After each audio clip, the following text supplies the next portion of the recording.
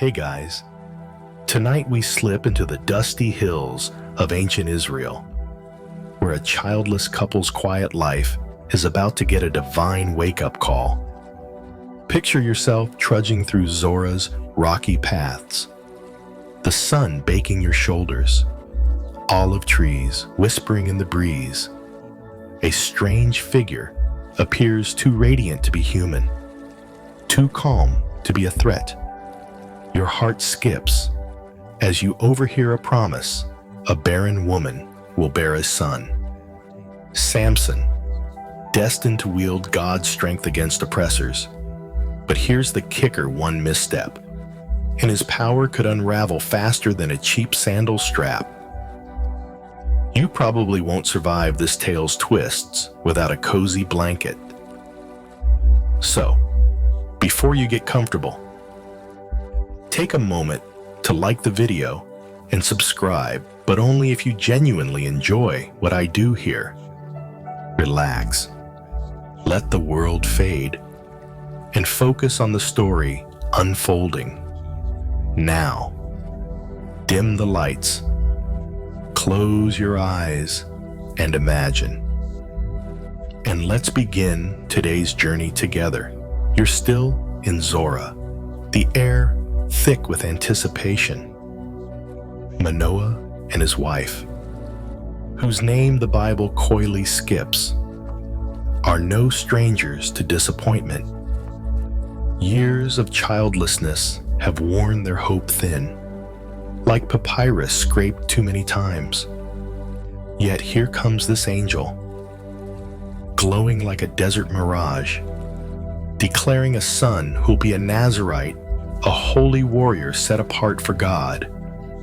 No wine, no razor, no defiling himself with the dead. These rules aren't just quirky, they're the scaffolding of Samson's strength. You can almost smell the incense of their gratitude as they offer a sacrifice, flames licking the sky while the angel vanishes upward. Scholars still argue whether this was God himself or a messenger, but the couple doesn't care. They're too busy dreaming of their boy. Now, let's get weird. Did you know ancient Israelites sometimes used crocodile dung as a contraceptive? True story. Though Manoah's wife clearly skipped that remedy, her barrenness wasn't just personal. It was a cultural gut punch. Since kids were your legacy, your retirement plan, the angel's promise flips that despair. But it's not all rosy. Raising a Nazirite kid in Philistine-occupied Israel is like parenting a lion cub in a hyena den. You're already wondering how this couple, simple as sun-dried figs, will handle a boy born with divine biceps. They're not rich, not royal, just faithful. And that's the strange event here. God picks nobodies to birth a hero, not because of their status, but their trust. You're standing with them now, watching Manoah squint at the sky where the angel vanished. He's muttering prayers, half expecting another visit. His wife, practical as ever, is already planning how to keep this kid's hair uncut in a world where barbers are as common as flies. The Philistines, Israel's coastal overlords, loom like storm clouds, arrogant, idol-worshipping, and itching to crush any rebellion. Samson's birth isn't just a miracle. It's a divine chess move. You can feel the weight of it, like a stone in your sandal. Will this couple's faith hold? Will their son grab that blanket tighter? Because this story's about to get wilder than a desert wind. Oh, and here's a chuckle Manoah probably thought naming the kid Samson, meaning son, was clever. But wait till you see how much shade this boy brings. The tale's just starting, and you're already knee-deep in a world of angels, vows, and peculiar promises. Let's keep walking these hills together. You're still in Zora's sun-scorched hills, the memory of that angelic visit lingering like smoke from Manoah's sacrifice. Now, imagine yourself sitting cross-legged with Manoah's wife, her hands weaving a basket as she explains the Nazirite vow that will shape her unborn son. Samson. It's not just a promise. It's a divine contract, etched in God's own terms, binding this boy to a life of peculiar strength. You can smell the olive oil in her hair, hear the distant bleat of goats, and feel the weight of her words. This vow isn't some casual diet plan. It's the key to Samson's power, and one slip could unravel everything faster than a bad knot in her weaving.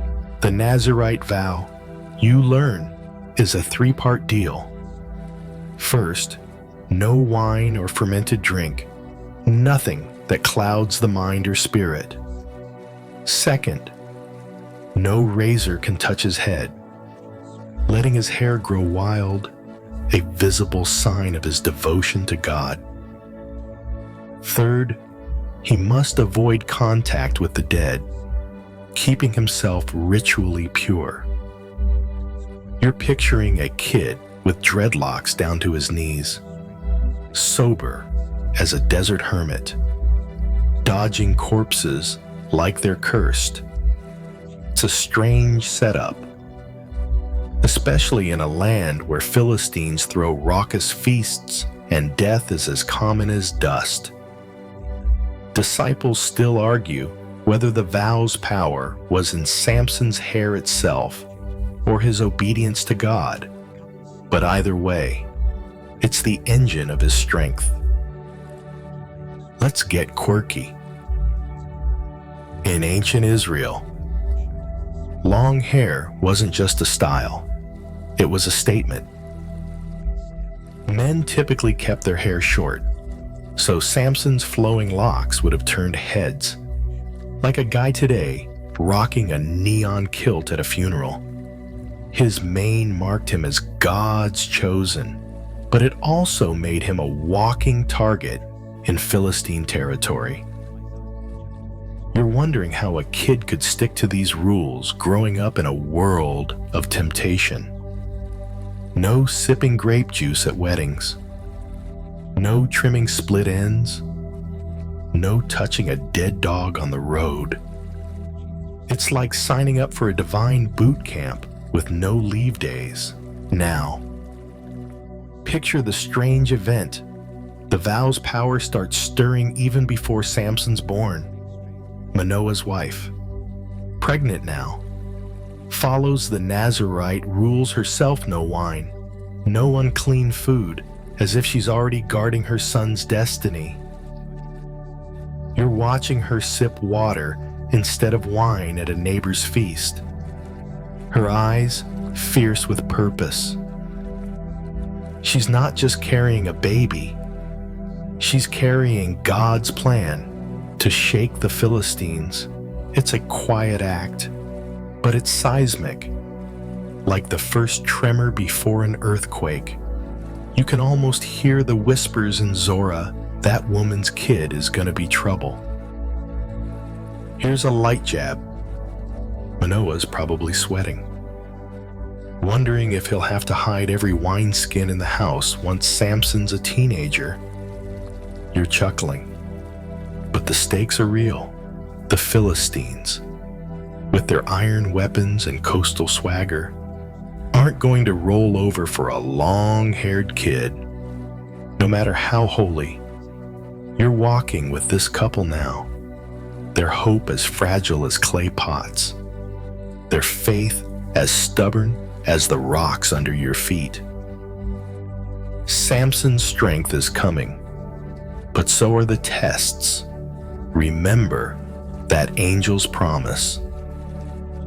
It's about to get complicated. Oh, and a quick aside, if you're thinking this vow sounds like a drag, imagine trying to explain no haircuts to a Philistine barber with a dull blade. You're already hooked on this tale, aren't you? Let's keep going, slow and steady, through Israel's dusty trails.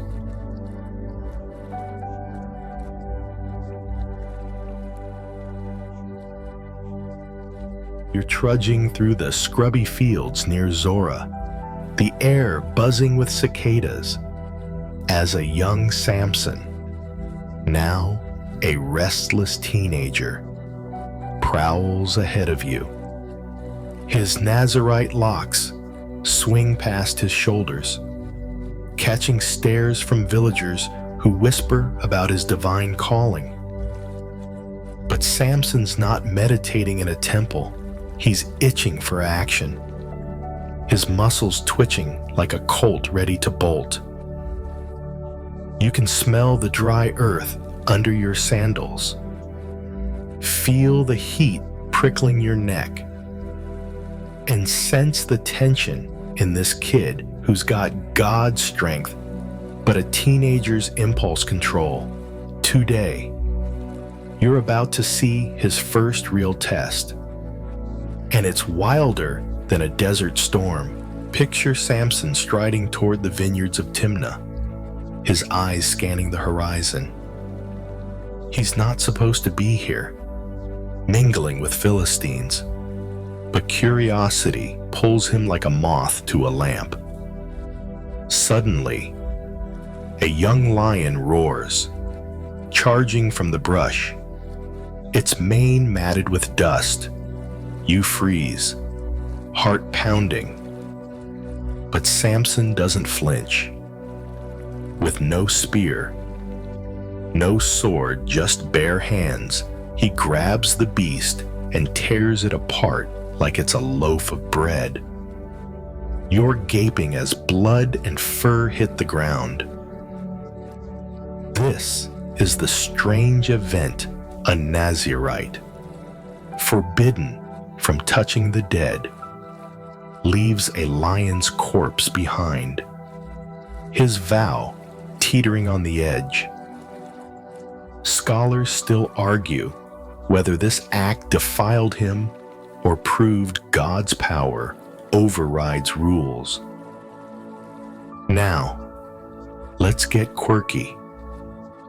Days later, Samson passes the lion's carcass and finds bees. Yes, bees building a hive inside it. Honey drips from the rotting ribs, and he scoops it out, eating it like it's no big deal. In ancient Israel, eating from a dead animal was taboo, especially for a Nazirite. But Samson's not sweating the details. You're cringing, imagining the smell, yet he shares the honey with his parents, keeping mum about its gruesome source. It's like he's daring the vow to break him, testing how far God's favor stretches. You're walking beside him now, watching him lick honey from his fingers, his grin half cocky, half clueless. The lion fight wasn't just a flex. It was a divine signal that Samson's strength is no joke. But it's also a warning he's reckless, drawn to danger like a kid chasing a snake. You're wondering how a guy this powerful can be so careless. The Philistines, ruling these lands with their smug chariots, haven't noticed him yet, but they will. That lion's corpse is a metaphor. Isn't it strength and ruin, tangled together, just like Samson's hair? Here's a chuckle. If Samson had a social media account, he'd probably post a selfie with that lion, captioned, "Just another day at the office." You're smirking, but the stakes are climbing. Remember that Nazirite vow from his mom's pregnancy? It's already bending under his choices. You can almost hear Manoah back home, praying his son doesn't derail God's plan before it starts. The honey's sweet, but trouble's brewing, and you're right in the thick of it. Oh, and a quick jab if you think tearing a lion apart is impressive. Wait till Samson tries impressing a girl. Spoiler, it's messier. Keep those eyes closed. Let the story pull you deeper into Israel's wild heart.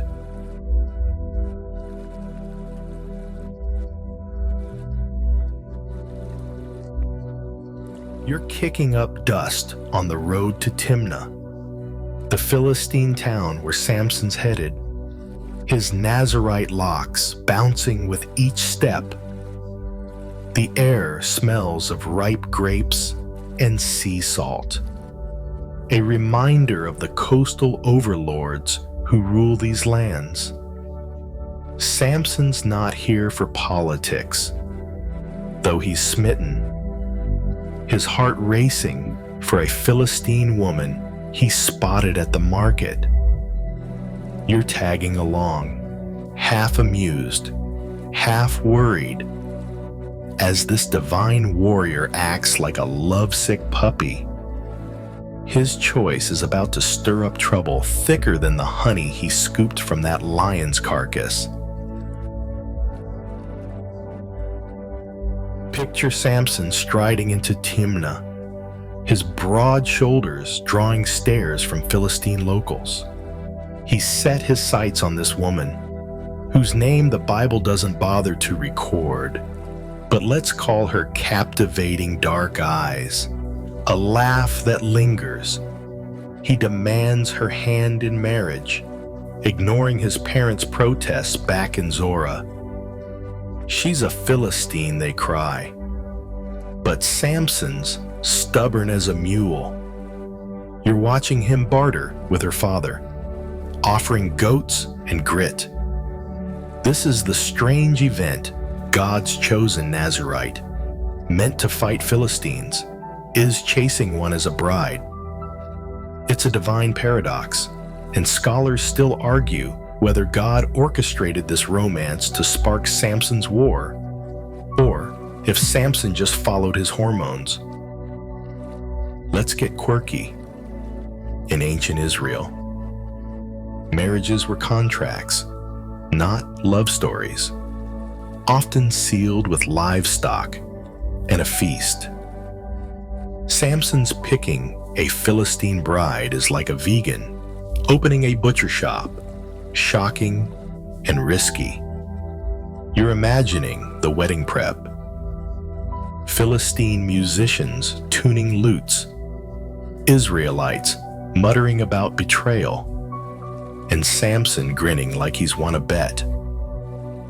His vow hangs over him, no wine at the feast, no slipping up, but you're betting he's more focused on his bride's smile than God's rules. The cultural clash is electric, like mixing oil and water in a clay jar. You're standing at the edge of Timnah now, watching Samson charm the locals, his strength hidden under a disarming grin. The Philistines don't know he's a human battering ram, but they're suspicious, their hands resting on sword hilts. You can feel the tension, like a storm brewing over the Mediterranean. This marriage isn't just personal. It's a fuse for God's plan to shake Philistine rule. Remember that lion he tore apart? That was a warm-up. This wedding's about to set the stage for chaos. And you're wondering how Samson's heart will fare against his divine calling. Here's a chuckle. Samson probably thinks he's smooth, but picking a bride from the enemy's camp is like flirting with a scorpion. You're smirking, but the stakes are no joke. His parents trail behind, wringing their hands, praying their boy's Nazirite vow holds. You're caught up in this drama, aren't you?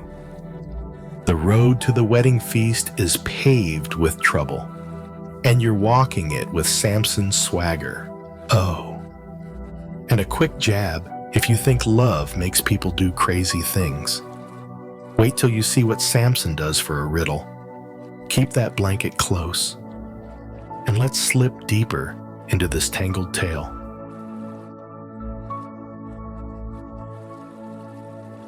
You're swept into the heart of Timnah's wedding feast. The air thick with the scent of roasted lamb and pomegranate wine. Torches flicker, casting shadows on Philistine guests who eye Samson warily. His Nazirite locks tucked under a festive headband. You're sitting at a long table, the buzz of laughter and clinking cups around you. But there's an edge. Samson's about to stir the pot with a riddle that'll turn this party upside down. You can feel the heat of the crowd, the weight of his bride's gaze, and the tickle of trouble brewing like a storm over the hills. Samson stands, his voice booming over the chatter, proposing a wager, 30 linen garments and 30 sets of clothes to anyone who solves his riddle.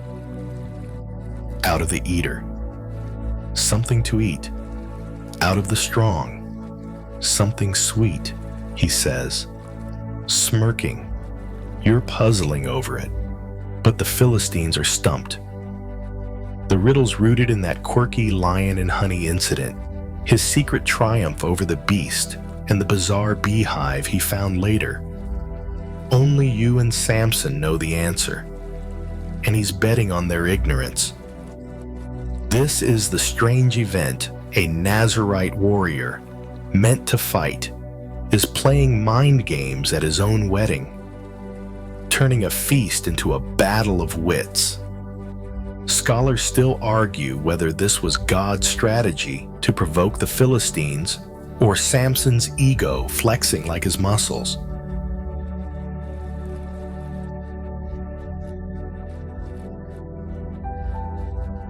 Let's get quirky. Riddles in ancient Israel weren't just party tricks. They were power moves, like dropping a mic in a poetry slam. Samson's wager is bold. 30 outfits was a fortune, enough to outfit a small village. You're picturing the Philistines, dressed in their flashy tunics, muttering and scratching their heads. They've got 7 days to crack it, and the pressure's on. You're chuckling at their confusion, but Samson's bride, caught between her groom and her people, looks uneasy. She's a Philistine, after all, and you're sensing her loyalty might waver faster than a reed in the wind. You're leaning in, watching Samson sip water, no wine. Thanks to his vow, while the guests whisper theories, the riddle's a trap, and he knows it, but his confidence borders on reckless. You're wondering if he's underestimated these Philistines, who don't take kindly to being outsmarted.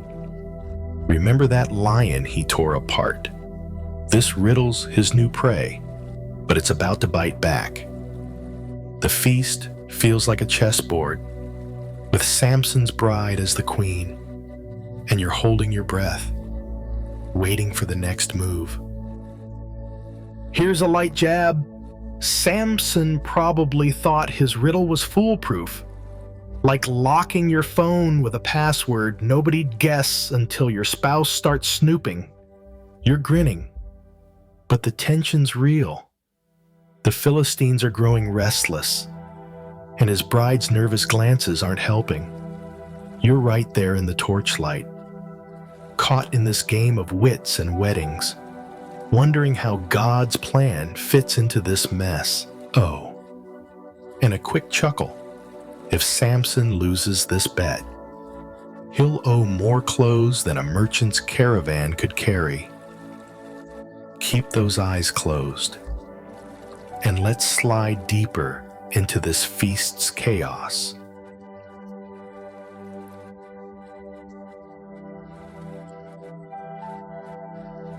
You're still at the raucous wedding feast in Timnah, the air heavy with the scent of spiced meat and the murmur of frustrated Philistines. The torches burn low, casting flickers across Samson's bride, who's now at his side, her eyes glistening with tears. You're perched on a bench, the wooden grain rough under your hands, as the riddle's 7-day deadline looms like a shadow. Samson's smug grin has faded. His clever wordplay is backfiring, and you can feel the tension coiling tighter than his Nazarite locks. This isn't just a party anymore. It's a battlefield of loyalty and betrayal. The strange event unfolds as the Philistine guests, desperate to crack Samson's riddle, turn on his bride. They corner her, their voices low and menacing. Get the answer, or we burn your father's house. You're watching her tremble, caught between her new husband and her kin. She leans into Samson, weeping, begging him to share the riddle's secret. He resists, but her tears are relentless, eroding his resolve like water on stone. Finally, on the 7th day, he caves, whispering the lion and honey tale. She runs to her people, and they triumphantly spit the answer back at Samson. What is sweeter than honey? What is stronger than a lion? You're stunned. His own bride has undone him. Scholars still argue whether her betrayal was cowardice or survival. But either way, it stings. Let's get quirky. In ancient Israel, wedding feasts were week-long marathons, with guests expecting endless food and drama. This one's delivering, but not how Samson planned. You're picturing him, fuming, as the Philistines gloat over their victory. He owes them 30 outfits a fortune, and you're betting he's not got a spare tunic, let alone a wardrobe to settle the debt. His bride's tears were a performance, but you're wondering if she played him or was played herself. It's a soap opera in sandals, and you're hooked, munching on a fig from the feast table. You're standing with Samson now, his jaw tight as the Philistines jeer. He knows he's been had, and his strength, that divine gift tied to his vow, feels useless against this humiliation. Remember that riddle from the lion's carcass? It was his trump card, but now it's his trap. You're sensing God's plan stirring beneath this mess, pushing Samson toward conflict. But right now, he's just a man betrayed. His heart is bruised as his pride. The feast is souring, and you're wondering how he'll claw his way out of this one. Here's a chuckle.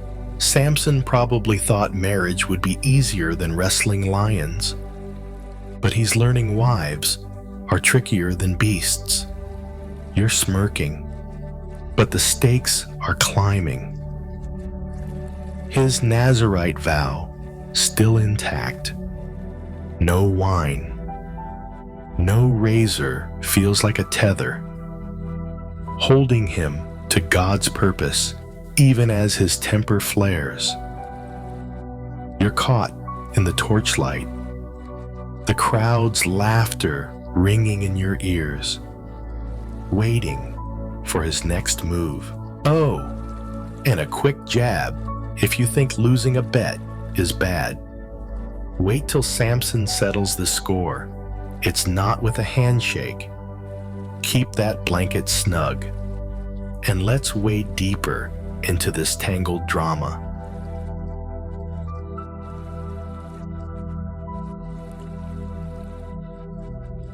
You're standing in the fading glow of Timnah's wedding feast, the air sour with betrayal as Samson storms out, his Nazirite locks swinging like a warrior's banner. You follow him, sandals slapping the dirt, as he heads toward Ashkelon, a Philistine city down the coast. His bride's treachery, spilling his riddle to save her family, burns in his chest, and you can feel his anger, hot as the midday sun. He's not just out for revenge. He's about to pull a stunt so bizarre it'll make that lion fight look tame. Grab a fig from the roadside, because this is about to get wild. Picture Samson in the fields outside Ashkelon, moonlight glinting off his sweat-slicked arms. He's hunting not for men, but for foxes. In a frenzy, he catches 300 of them, tying their tails together in pairs with torches between them.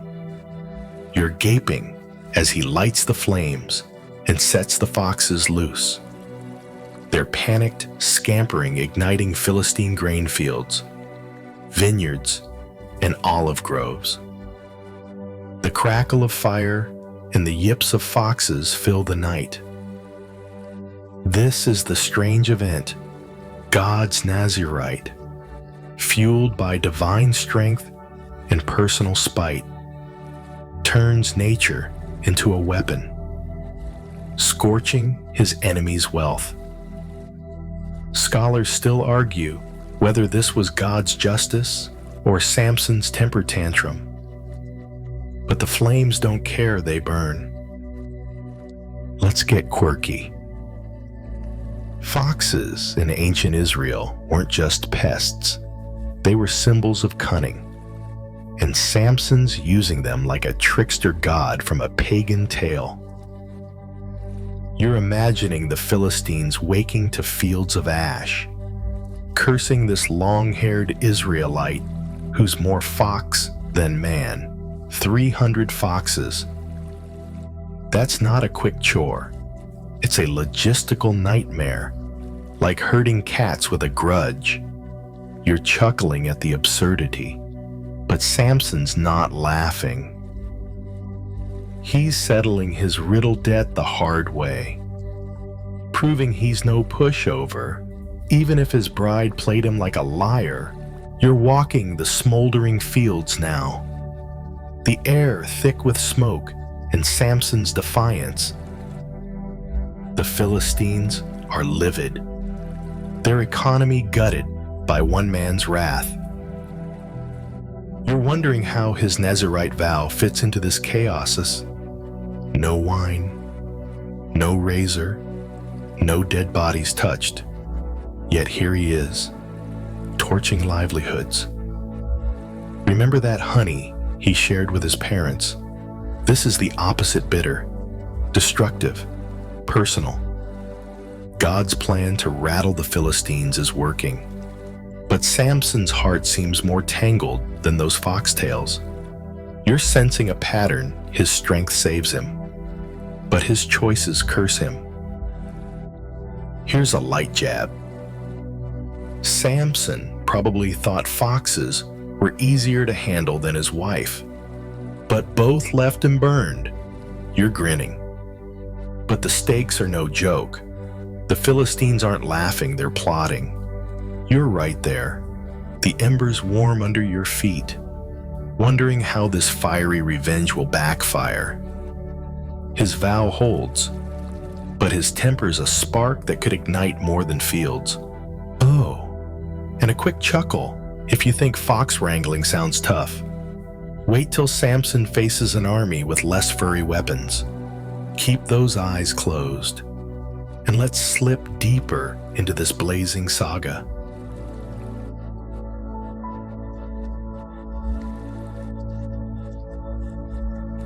You're trudging through the charred remains of Philistine fields, the acrid sting of smoke still clinging to the air as Samson's fox-fueled revenge sinks in.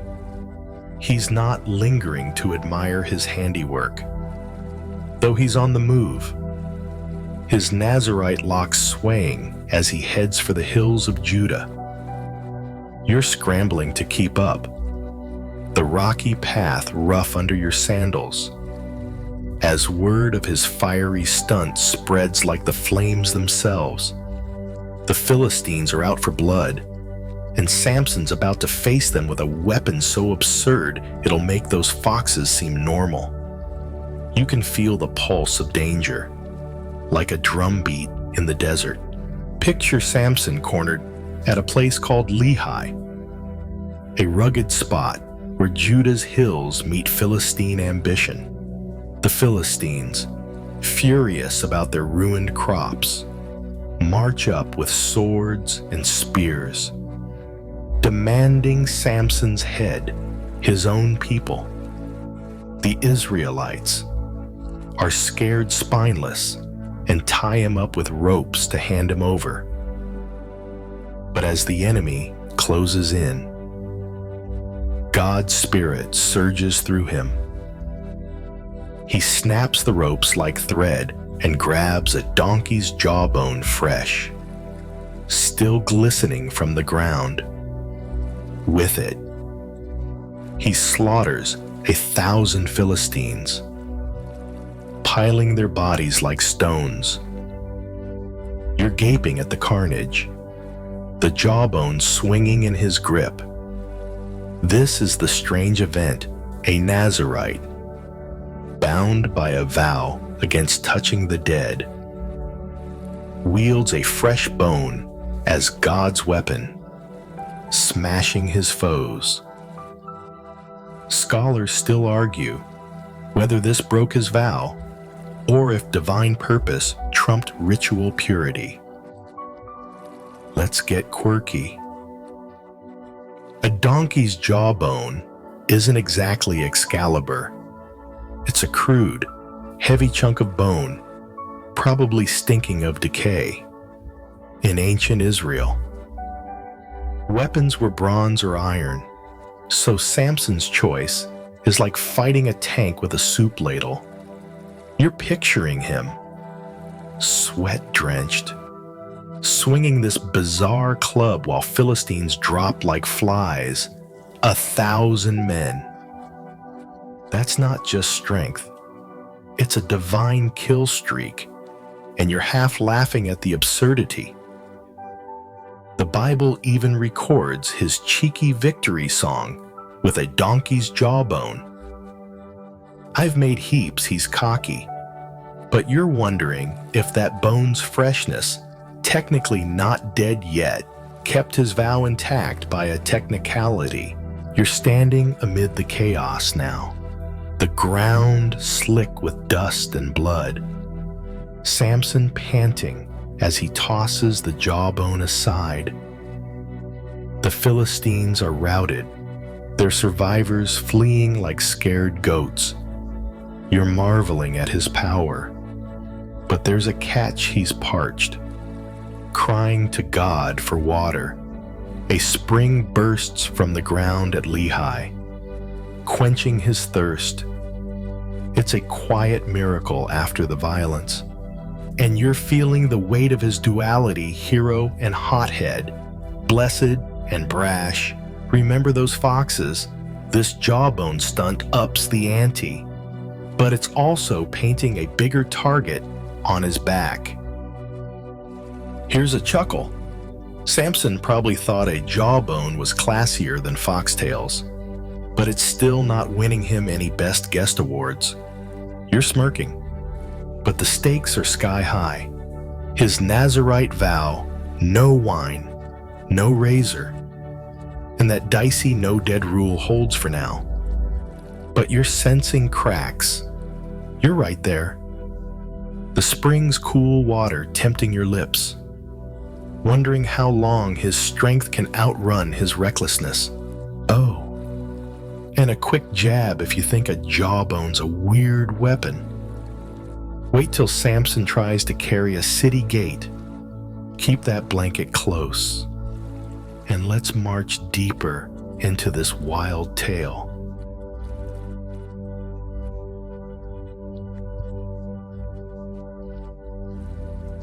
You're hiking through the rocky hills of Judah, the echo of Samson's jawbone slaughter still ringing in your ears as you follow his heavy footsteps.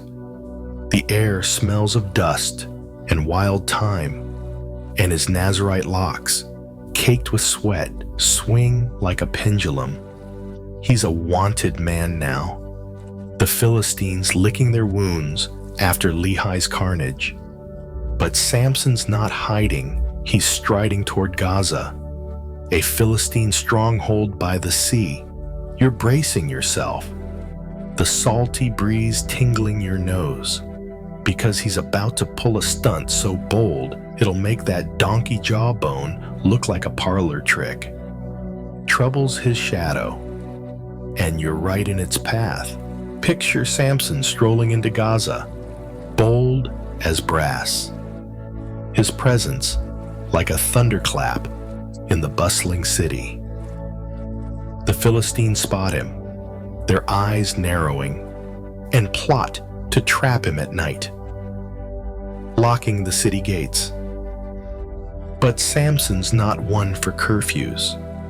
Around midnight, while the city sleeps, he walks to the massive gates, wooden, reinforced with bronze, the pride of Gaza's defense. With a grunt, he rips them from their hinges, hoists the gates, bar and all, onto his shoulders, and carries them to a hill near Hebron. 40 miles away, your jaw dropped, watching him trudge under the impossible weight. This is the strange event, God's Nazirite, fueled by divine strength, turns a city's fortress into a trophy, mocking Philistine power. Scholars still argue whether this was a strategic taunt or Samson showing off for the sheer thrill. Let's get quirky. City gates in ancient Israel weren't just doors, they were symbols of security, like a modern bank vault. Samson lugging them off is like stealing a skyscraper's front door and dumping it in another city. You're picturing the Gaza guards waking up, blinking at the empty gateposts, probably muttering, "Who's explaining this to the boss? His strength is cartoonish." But you're wondering how he didn't pull a muscle or break his vow. No wine, no razor, no dead bodies here, just pure, cheeky defiance. It's a flex that screams, "Catch me if you can." You're trailing him, Nee. The gates creaking on his back, his breath steady despite the load. The hill near Hebron looms, and you're marveling at his stamina, but also his nerve. Why Hebron?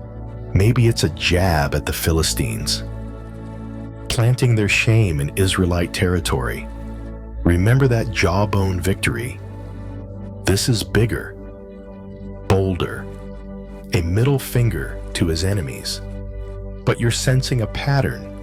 Samson's feats are divine, but his choices, waltzing into Gaza like he owns it, flirt with disaster. God's plan to shake the Philistines is humming. But you're wondering how long this lone wolf can dodge their spears. Here's a chuckle. Samson probably thought carrying gates was a great workout.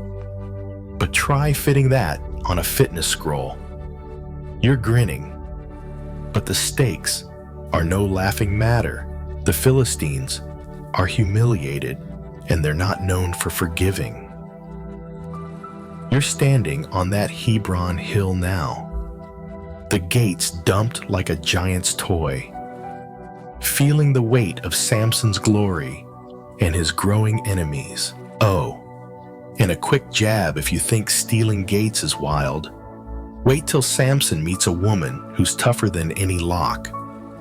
Keep that blanket tight, and let's wander deeper into this epic chaos.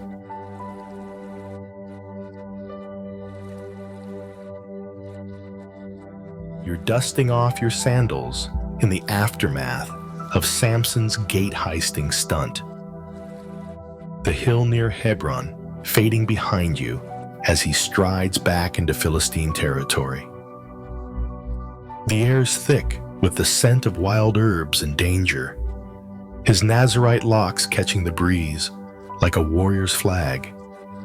He's untouchable, or so he thinks, swaggering into the valley of Sorek, where a woman named Delilah waits, her charm sharper than any Philistine blade. You're trailing him, heart thumping, because this encounter's about to twist his story tighter than those ropes at Lehi. Love, or something like it, is calling. And you're sensing trouble sweeter than that lion's honey. Picture Samson lounging in Delilah's home, a cozy setup with woven rugs and oil lamps casting soft glows. Delilah's no ordinary woman. Her voice is silk, her eyes calculating. And the Philistines have her on payroll. They've promised her 1,100 pieces of silver per liter to uncover the secret of Samson's strength. You're watching her lean close, her fingers brushing his arm as she coos. Tell me, what makes you so strong, Samson?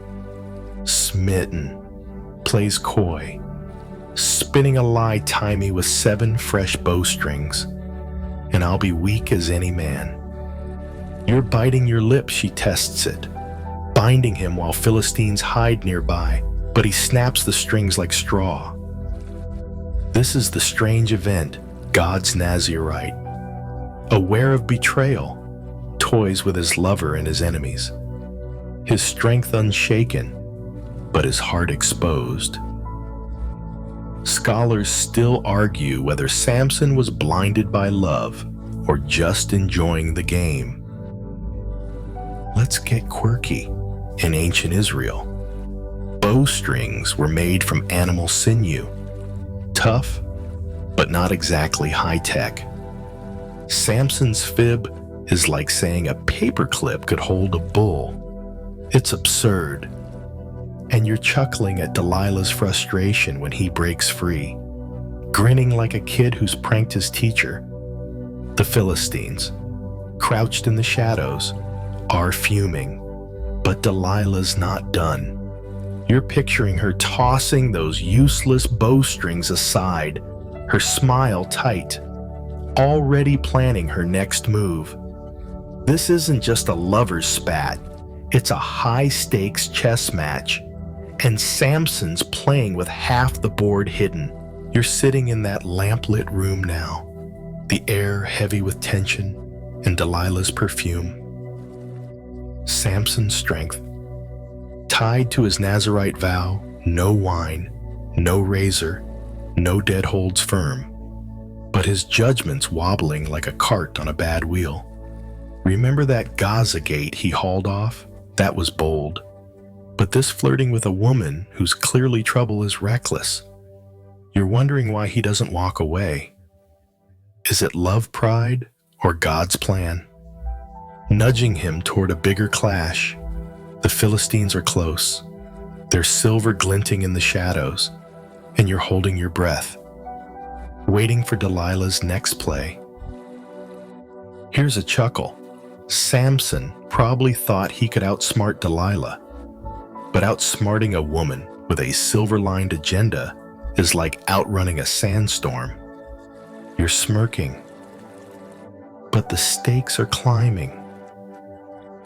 His vows intact, but his heart's a weak link. You're right there. The lamp flames dancing, feeling the pull of this dangerous dance. Oh, and a quick jab if you think bowstrings were a bad idea. Wait till Samson tries dodging Delilah's scissors. Keep that blanket close, and let's slip deeper into this tangled romance.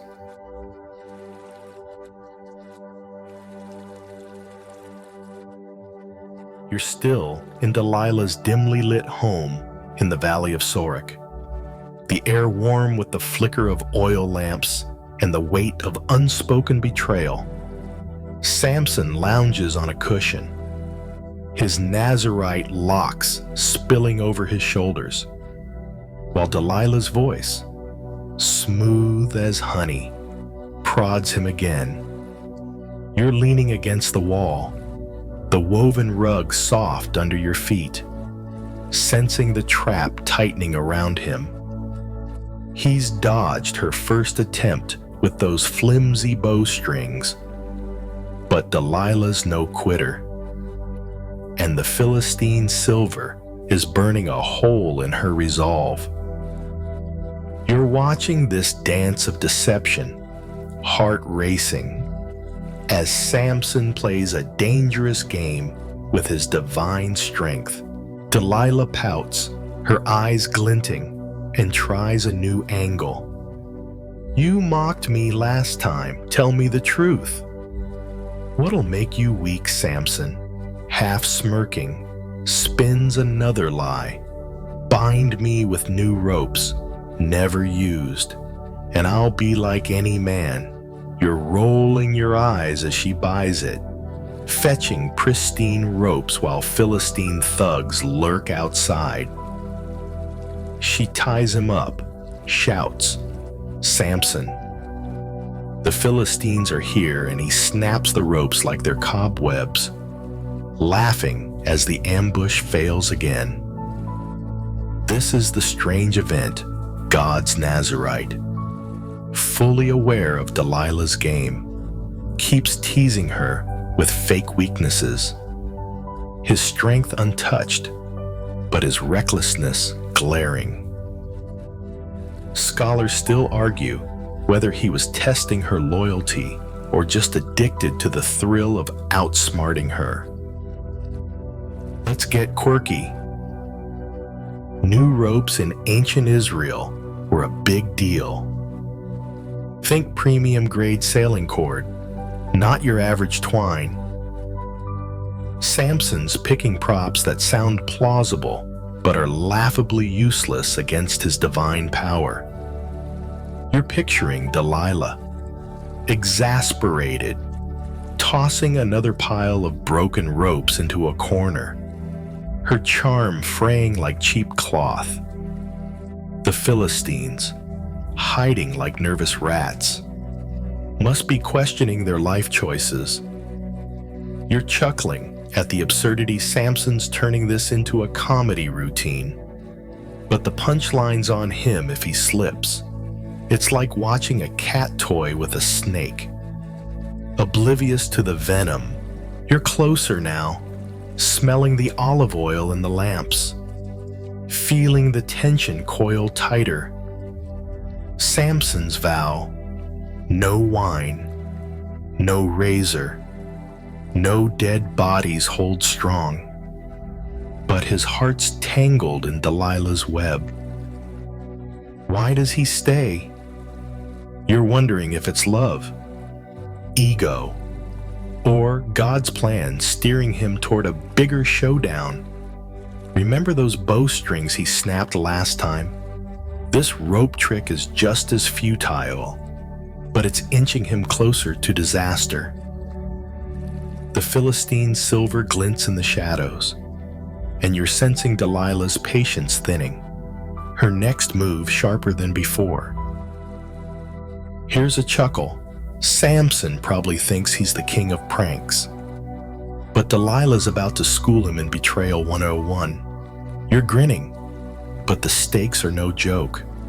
His strength is divine, but his judgment's human, and you're right there. The air thick with deceit, waiting for the next twist. Those ropes are dust. But Delilah's not done weaving her trap. Oh, and a quick jab if you think ropes were a weak play. Wait till Samson's hair gets in the game. Keep that blanket snug, and let's drift deeper into this risky romance.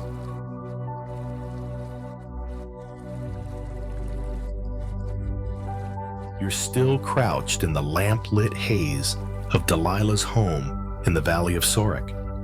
The air thick with the scent of burning oil and unspoken schemes. Samson's sprawled across a mat, his Nazarite locks fanned out like a warrior's cloak, while Delilah hovers close, her voice a velvet blade. You're gripping the edge of a clay jug, the room's warmth pressing against your skin. As she leans in for another round of her relentless questioning. Samson's dodged her twice bowstrings and ropes turned to dust, but her persistence is a tide, and you're sensing his defenses crumbling like dry bread. This dance is getting dangerous, and you're caught in its rhythm. Delilah's tone shifts, sharper now, tinged with mock hurt. How can you say you love me when you keep lying? She's playing the wounded lover, her eyes glistening, and Samson's resolve wavers. He offers a third lie. Closer to the truth. Weave my hair into a loom's web, and I'll be weak as any man. You're wincing as Delilah, quick as a fox, braids his 7 locks into her loom, tying them tight. She shouts, "Samson, the Philistines are here," and the hidden thugs lunge. But Samson yanks his hair free, snapping the loom like twigs, and the ambush collapses again. This is the strange event God's Nazarite flirts with, exposing his vow's secret, his strength holding, but his judgment teetering. Scholars still argue whether he was tempting fate or too smitten to see the trap closing. Let's get quirky. Looms in ancient Israel were heavy, wooden contraptions used for weaving cloth, not taming warriors. Samson's suggestion is like saying a knitting needle could cage a bear absurd. Yet Delilah falls for it, or pretends to. You're picturing her, fingers deftly braiding his locks, the loom creaking under the strain, while the Philistines huddle outside, probably muttering about her lousy success rate. You're chuckling at the image Samson's hair tangled in a craft project gone wrong, but the near miss is chilling. He's inching closer to the truth, and you're wondering why he's still here? Playing this game with a woman whose loyalty is thinner than papyrus. You're standing in the room's shadows now, the broken loom at your feet, Samson's laughter mixing with Delilah's frustrated sigh. His vow, no wine, no razor, no dead remains intact. But he's dancing on a knife's edge, Remember those ropes he snapped? This loom trick cuts deeper, brushing against the heart of his strength, his hair. You're feeling the weight of God's plan, pushing him toward conflict, but also his human weakness. Drawn to Delilah's charm, like a moth to a flame. The Philistine's silver waits, and you're holding your breath, sensing her next move will be ruthless. Here's a chuckle. Samson probably thought a loom was a cute dodge, but it's like hiding a bull in a basket. You're smirking, but the stakes are sky high. Delilah's not just nagging, she's hunting. And you're right there, the air heavy with betrayal, waiting for Samson to slip. His strength is divine, but his heart's all too mortal. Oh, and a quick jab. If you think a loom's bad, wait till Delilah grabs something sharper. Keep that blanket tight, and let's sink deeper into this treacherous tale.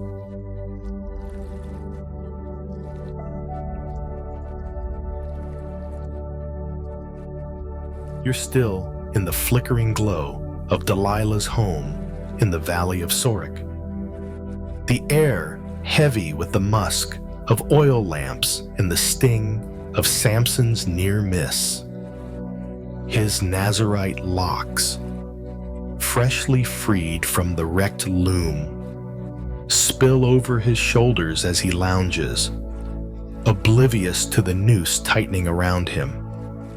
Delilah's at it again, her voice a syrupy mix of pleading and reproach, her eyes locked on his. You're perched on a stool, the clay cool under your hands, heart thudding as she presses harder, her patience fraying like old rope. Samson's dodged her 3 times bowstrings. Ropes, loom, but now you're sensing his walls crumbling, and this moment's about to change everything. Delilah leans in, her tone cutting. You're mocking me, keeping secrets. How can you claim to love me? Samson, worn down by days of her nagging, finally cracks. His voice drops, almost a whisper. No razor has touched my head, for I'm a Nazarite to God. Cut my hair, and my strength will vanish. You're frozen, the words hanging like a storm cloud. Delilah wastes no time. As he sleeps on her lap, she summons a Philistine with a blade. The razor slices through his 7 locks, each snip a betrayal. When she cries, Samson, the Philistines are here, he leaps up, but his strength is gone, drained like water from a cracked jar. This is the strange event God's Nazarite, undone by love and a haircut, loses his divine power as his vow breaks. Scholars still argue whether his strength was truly in his hair or in his obedience to God, now shattered. Let's get quirky. Haircuts in ancient Israel weren't just grooming, they were cultural signals. Long hair marked Samson's sacred vow, like a badge of divine favor. Delilah's razor isn't just a tool, it's a weapon, severing his identity as much as his locks. You're picturing the scene hair piling on the floor, the Philistine barber probably sweating, knowing this is no ordinary trim. You're half laughing at the absurdity, a haircut felling a man who tore lions and gates apart. But it's chilling. To Delilah's victory is clinical, her silver secured, and Samson's clueless until it's too late. You're standing in the room now, the air thick with the scent of betrayal and clipped hair. Samson's confusion is palpable as he flails, powerless, while the Philistines rush in, their ropes ready. His vow, no wine, no razor, no dead is broken. The razor's touch, a fatal breach. Remember that loom she wove his hair into? That was a rehearsal. This is the real betrayal. You're wondering how he didn't see it coming. How love blinded him more than any blade. God's plan still hums beneath this disaster. But right now, Samson's just a man, stripped of his glory, and you're feeling the weight of his fall. Here's a chuckle. Samson probably thought Delilah's nagging was the worst of it, but a barber's blade beats a bad argument any day. You're smirking, but the stakes are brutal. The Philistines have him, and you're right there. The lamp flames dimming, watching his world collapse. His strength is gone, but the story's not over. Oh, and a quick jab if you think a haircut's bad. Wait till you see what the Philistines do next. Keep that blanket close, and let's slip deeper into this tragic turn.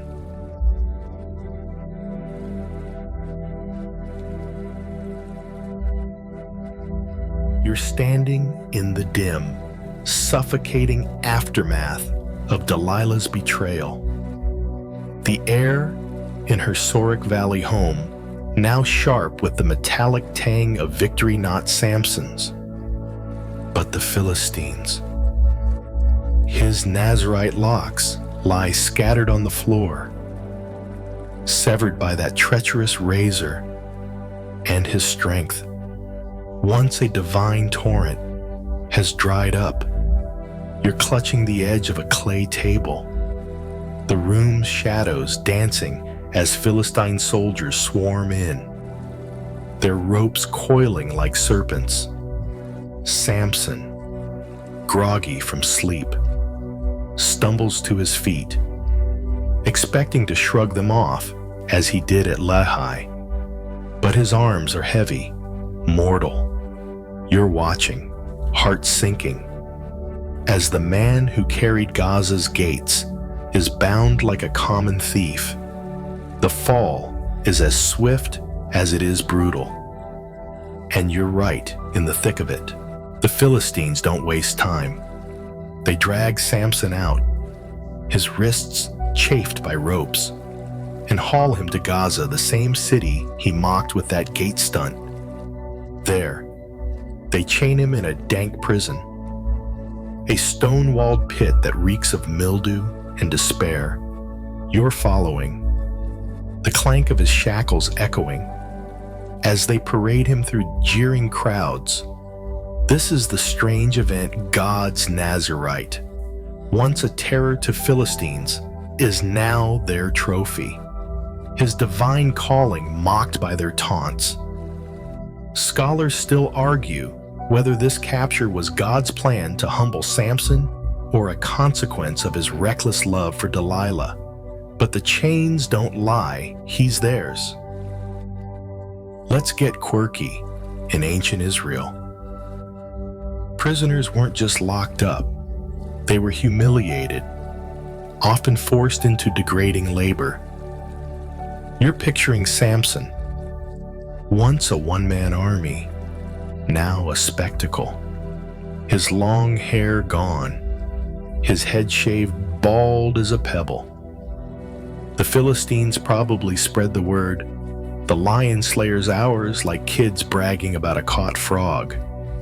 You're chuckling at the irony, a man who burned their fields with foxes now bound tighter than those foxtails.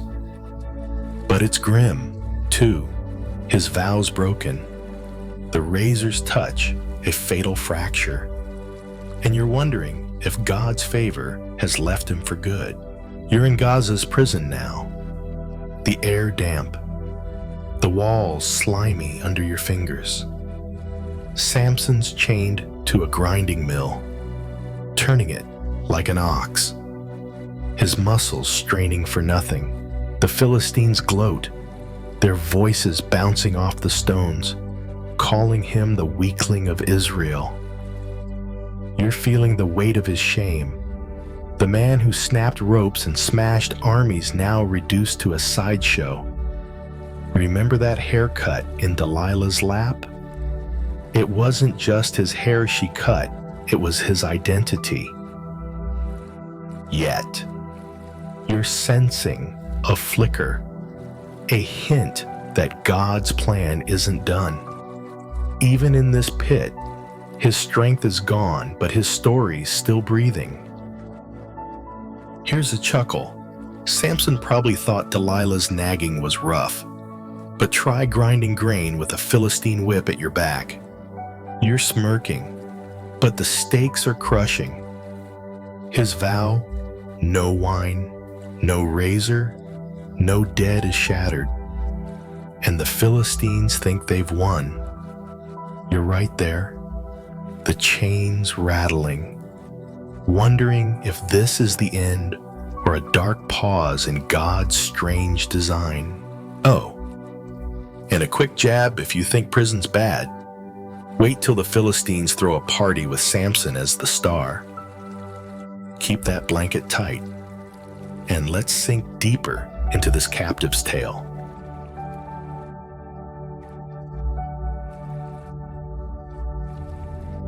You're hunched in the dank gloom of Gaza's prison, the air thick with the stench of sweat and mold. As Samson grinds grain like a beast of burden, his Nazarite locks, once a flowing banner of God's favor, are gone, his scalp bare under the weight of Philistine chains. You're brushing against the cold stone walls, the clink of his shackles a grim rhythm, as jeering guards mock the man who once tore their gates apart. But now, you're noticing something. His hair, stubby at first, is starting to grow back. A quiet defiance in this pit of despair. You're holding your breath, sensing a shift. As Samson's story takes a darker turn, the Philistine, drunk on victory, decide to rub salt in the wound. They gouge out Samson's eyes, leaving him blind, his world reduced to shadows and pain. You're wincing, imagining the crude bronze tools, the crowd's cruel cheers as they drag him from the mill to parade him through Gaza's streets. This is the strange event, God's Nazarite, stripped of sight and strength, is humiliated beyond his broken vow, yet his hair's slow regrowth hints at hope. Scholars still argue whether this blinding was pure cruelty or a symbolic act to crush his spirit. But the darkness is real, and you're stumbling alongside him, feeling its weight. Let's get quirky. In ancient Israel, blindness wasn't just a disability, it was a social death sentence, cutting you off from community and honor. Samson, once a lion-slaying legend, is now a groping, mocked figure, led by a boy through jeering crowds. You're picturing the Philistines, tossing rotten figs, laughing like they've tamed a god. You're chuckling at the absurdity a man who carried city gates now tripping over stones. But it's grim, too. His vows shattered, the razor's touch a lingering wound. Yet that creeping hair growth feels like a whisper of God's unfinished business.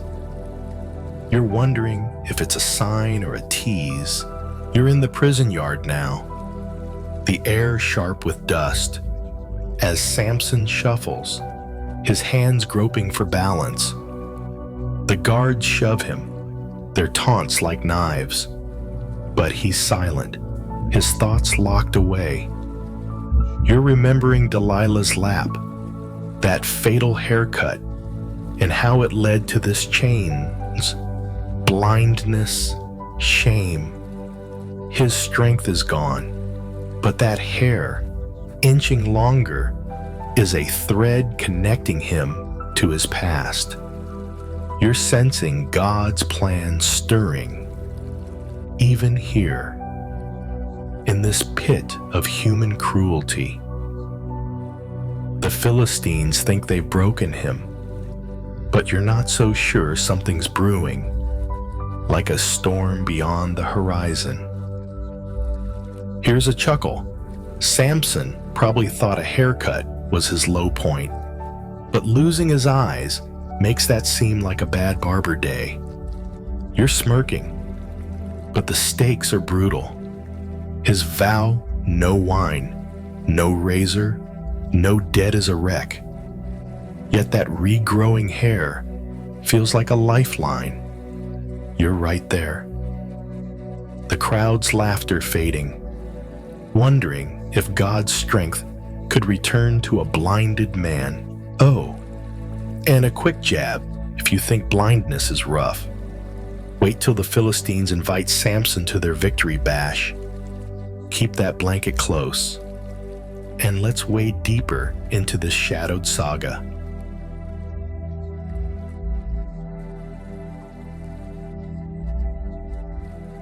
You're still in the suffocating darkness of Gaza's prison. The air damp with the reek of stone and despair.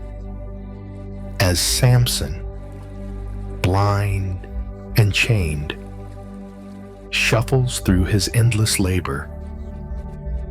His Nazarite locks, once severed by Delilah's betrayal, are creeping back, a coarse stubble lengthening on his scalp. You're leaning against the gritty wall, the clank of his shackles a mournful beat, as you watch him grind grain, his world reduced to touch and sound.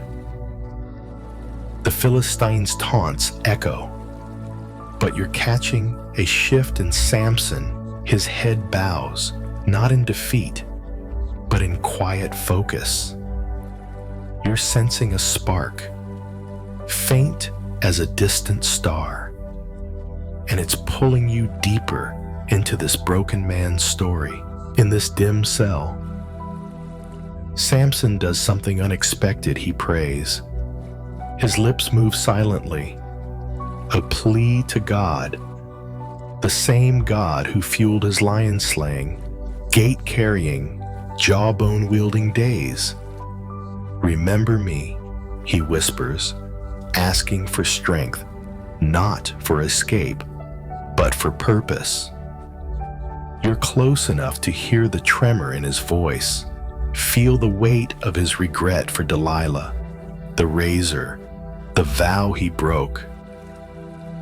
This is the strange event. A blinded Nazarite, stripped of glory, turns to prayer in a Philistine dungeon, his faith flickering despite his fall. Scholars still argue whether this was true repentance or a desperate bid for redemption, but the prayer's raw honesty cuts through the gloom like a blade. Let's get quirky. In ancient Israel, prayer wasn't always a quiet affair. People often wailed or tore their clothes. Samson's hushed plea is different, almost intimate, like a whispered secret to a friend.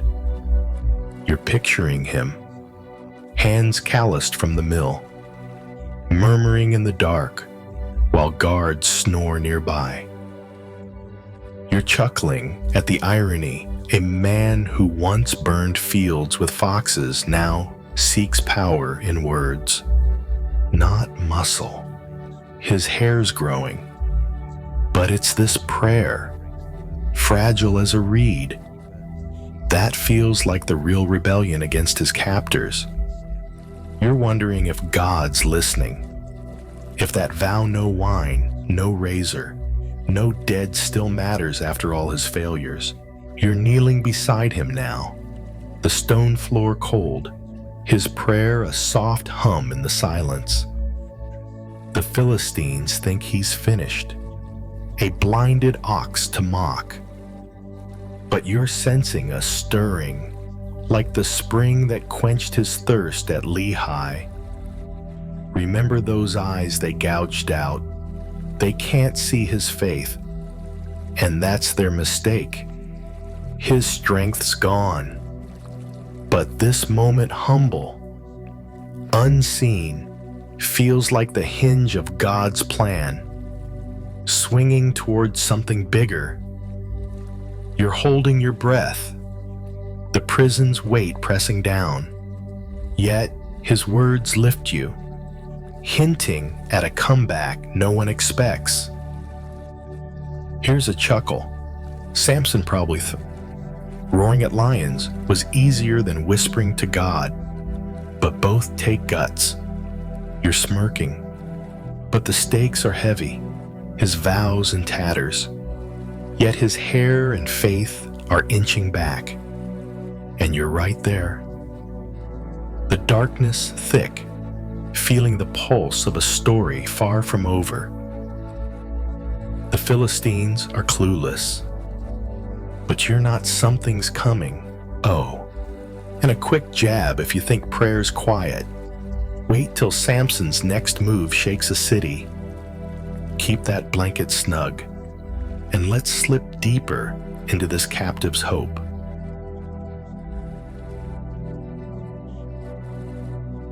You're still crouched in the dank shadows of Gaza's prison, the air heavy with the musty chill of stone and the faint hope of Samson's whispered prayer. His stubbled scalp, where Nazarite locks are slowly returning, catches the flicker of a guard's torch as he's yanked from his cell. You're trailing him, the clink of chains sharp in your ears, as the Philistines drag their blinded prisoner through Gaza's bustling streets. They're not done humiliating him today. They've got a grander stage in mind. You're feeling the crowd's electric cruelty, the sea breeze sharp with salt, as Samson's led to a spectacle that'll test his fragile faith. Something big's brewing, and you're right in its path.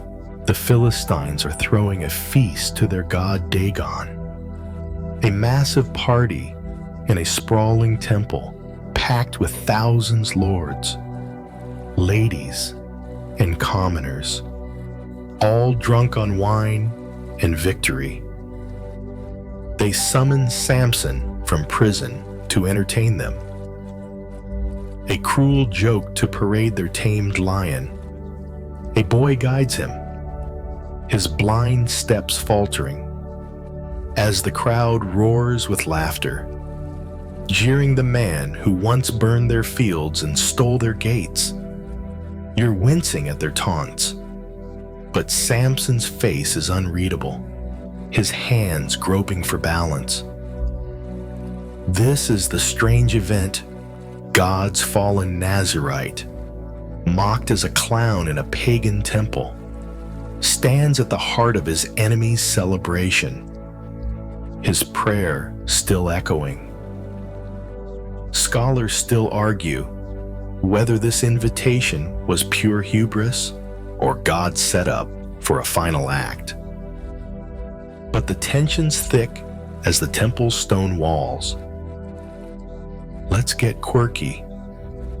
Dagon, the Philistine fish god, was worshipped with wild feasts, complete with sacrifices and dancing.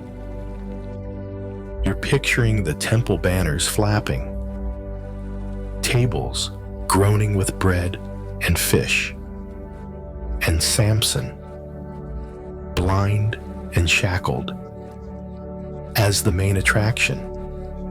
It's like dragging a defeated gladiator to a victory party. And you're chuckling at the Philistines' arrogance. They think he's toothless. His hair's longer now, not the flowing mane of old, but enough to remind you of his vow, broken yet lingering. You're wondering if that prayer in the prison reached God, or if Samson's just a prop in this pagan circus. You're pushing through the crowd now, the air ripe with wine and sweat.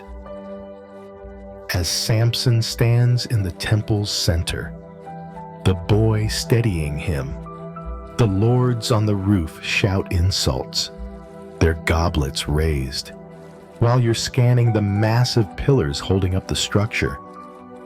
Remember that quiet prayer in the cell. It's like a seed sprouting in this chaos. His strength's gone. His eyes are gone. But his faith, battered as it is, feels alive.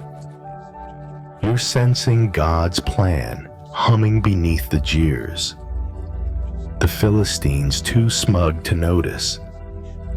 Samson's hands twitch, and you're holding your breath. The temple's noise deafening, yet his silence louder.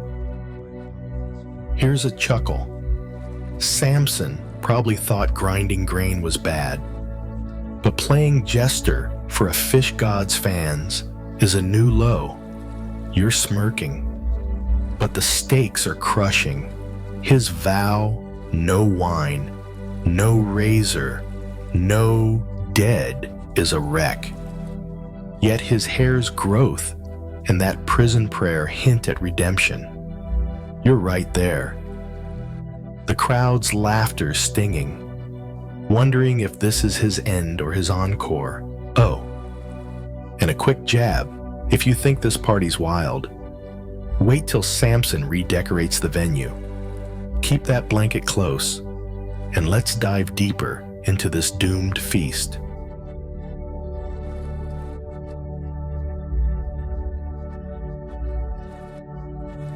You're pressed into the raucous chaos of Dagon's temple in Gaza. The air thick with the tang of spilled wine and the roar of thousands celebrating their fish god.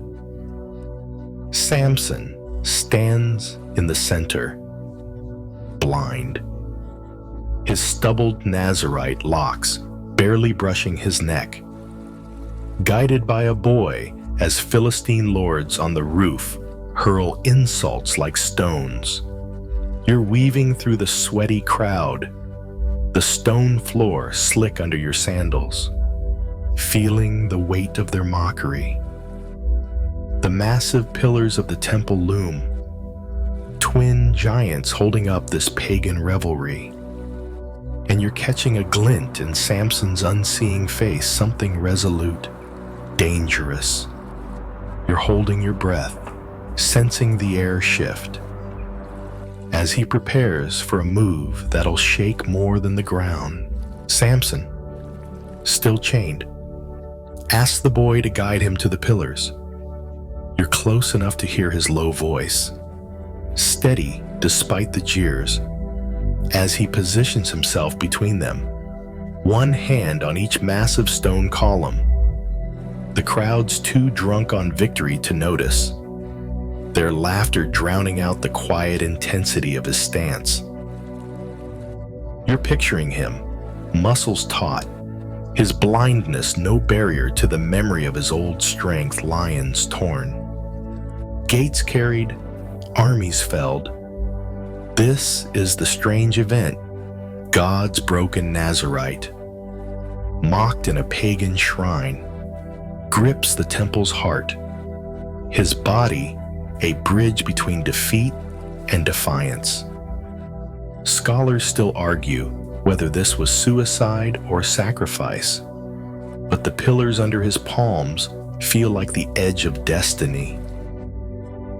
Let's get quirky. Ancient temples, like Dagon's, were engineering marvels. Their pillars, carved from limestone, wider than a man's arm span. Samson touching them is like grabbing the legs of a giant's throne. Absurd. Yet here he is. You're chuckling at the Philistines' cluelessness, toasting their god while their prisoner fondles their architecture. His hair's not long, but it's enough. A stubby reminder of his vow. And you're wondering if that prison prayer's about to cash in. The crowd sees a clown. You're seeing a man who's run out of tricks, but not out of faith. It's a moment frozen, like the calm before a sandstorm. You're right beside him now, the pillar's cool stone grazing your shoulder, the crowd's noise a dull roar. Samson's hands press harder, testing the columns, his breath slow, deliberate. Remember that feast where Delilah betrayed him? This is the opposite here. He's betraying the Philistines' smugness, their temple, a trap they built themselves. You're feeling God's plan pulse, the same power that burst a spring at Lehi, now coiled in this blinded man. The lords above keep jeering, their goblets flashing, but you're locked on Samson, his silence louder than their din. Is this his endgame? You're not sure, but the pillars creak and your heart's racing. Here's a chuckle. Samson probably thought carrying gates was heavy, but these pillars make that look like a warm-up. You're smirking, but the stakes are colossal. His vow, no wine, no razor, no dead is shattered. Yet his hair's growth and that prayer in the dark hint at a final spark. You're there. The temple's pulse under your feet, waiting for his next move to crack this world open. Oh, and a quick jab if you think pillars are sturdy. Wait till Samson gives them a hug. Keep that blanket tight, and let's plunge deeper into this trembling moment.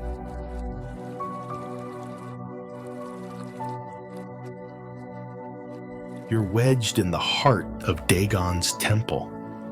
The air electric with the stench of wine and the jeers of thousands. As Samson stands between two massive pillars, his blind hands gripping their rough limestone, his Nazarite locks, stubby but growing, brush his neck, a faint echo of his lost vow. You're so close you can feel the stone's cool pulse under your fingers.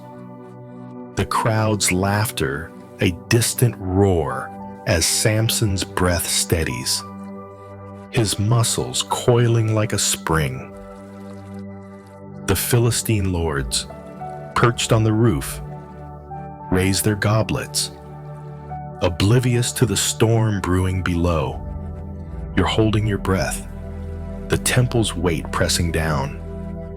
As Samson's about to call on God one last time. This is no game, it's a reckoning, and you're standing at its edge. Samson bows his head, his voice a low rumble. "O Lord God, remember me and strengthen me, only this once." It's a prayer, raw and desperate, pleading for the power that tore lions and gates, not for escape, but for purpose. You're catching the echo of his prison prayer. That quiet plea in Gaza's dark, now amplified in this pagan shrine. Suddenly, his arms tense, and the pillars groan under his push. You're feeling the ground tremble, a faint shudder that silences the nearest revelers. This is the strange event God grants strength to a fallen Nazirite, his broken vow, no barrier to divine power. As he begins to shift the temple's foundations, scholars still argue whether this was mercy or justice, but the pillars creak is answer enough God's listening. Let's get quirky. Pillars in ancient temples weren't just supports, they were sacred, often carved with symbols of the God within.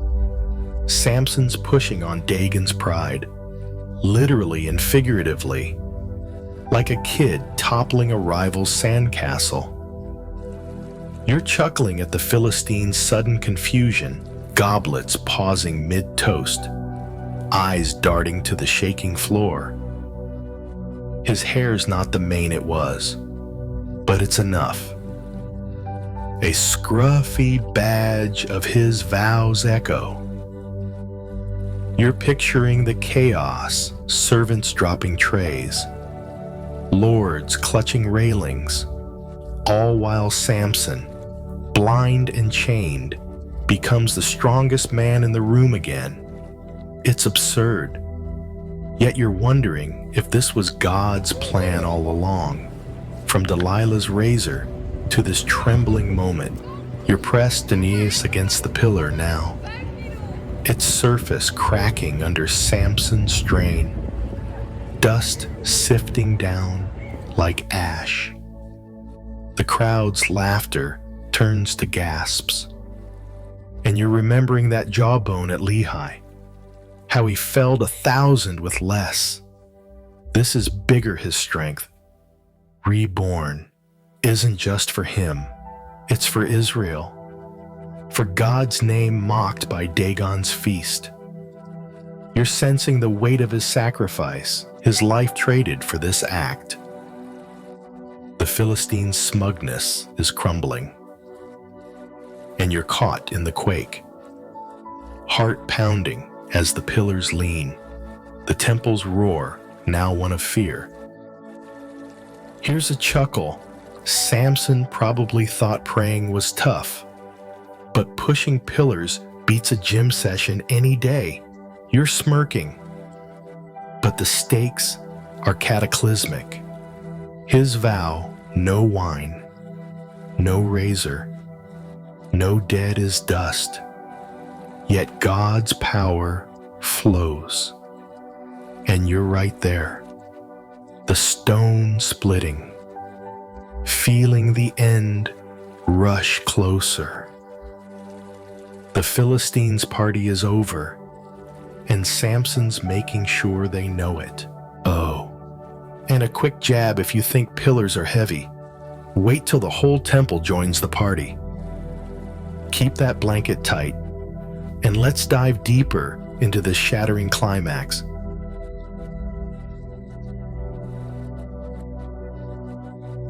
You're caught in the trembling heart of Dagon's temple, the air choking with dust and panic as Samson, blind and braced between two groaning pillars, pushes with all the strength God's just granted him. His Nazirite locks, short but defiant, cling to his sweat-soaked neck, a faint shadow of his broken vow. You're gripping the edge of a toppling table, the stone floor quaking under your sandals. As the Philistine crowd's jeers turn to screams, the lords on the roof, their goblets tumbling, clutch at railings, But it's too late. Samson's final act is unstoppable.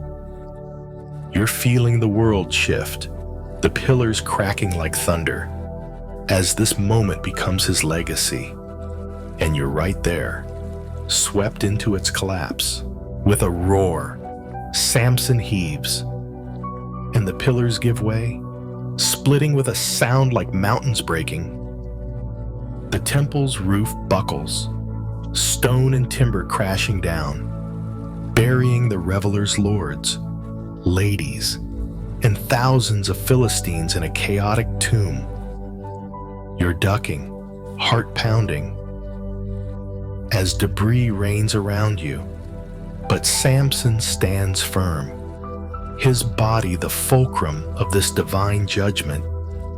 He falls with them, crushed under the rubble, his life ending as he takes his enemies with him. This is the strange event. God's fallen Nazirite, through sacrifice, delivers a blow to Philistine power greater than all his earlier feats combined. Scholars still argue whether this was vengeance or redemption, but the dust settling over the ruins speaks louder than debates. Let's get quirky. Ancient temples were built to last centuries, their pillars thicker than trees. Yet Samson topples them like a child's blocks. You're chuckling at the irony. The Philistines, worshipping their fish god Dagon, didn't see their own shrine becoming their grave. You're picturing the chaos goblets flying, priests tripping over robes, all undone by a blind man's push. His hair, barely grown, was enough for God to work through. And you're wondering if that prison prayer sealed this moment. It's a wild end, like a bard's tale gone rogue. But it's Samson. Nothing he does is small. You're stumbling through the wreckage now, the air thick with grit, the silence eerie after the temple's roar. Samson's gone, buried with his foes, his strength a final gift from God. Remember that jawbone slaughter? Those foxes, that gate, they were preludes to this, a crescendo of divine wrath and human flaw. You're feeling the weight of his life hero. Fool, lover, warrior, all crushed in this rubble. The Philistines' power is shaken, Israel's oppressor humbled. But at a cost, you're sensing God's plan, weaving even through Samson's failures, now sealed in this shattered shrine. Here's a chuckle. Samson probably thought carrying gates was his big exit, but toppling a temple's the ultimate mic drop. You're smirking. But the stakes are final. His vow: no wine, no razor, no dead is dust. Yet God used him to the end. You're there, the rubble warm under your hands, mourning a man who burned bright and fell hard. His story's not quite done, but this is its peak. Oh, and a quick jab if you think temples fall loud. Wait till Samson's kin come looking. Keep that blanket close, and let's step softly through this ruined tale.